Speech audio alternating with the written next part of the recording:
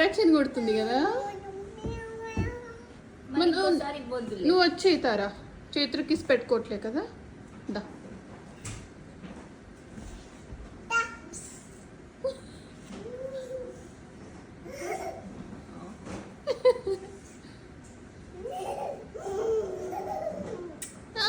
అమ్మ సౌండ్ వచ్చింది రోయ్. అది గుండిగా జుట్టు. నాని అంటున్నావేంది నిన్నట్టుండి. చైత్ర నాది అను. దాంది కాదు నాది.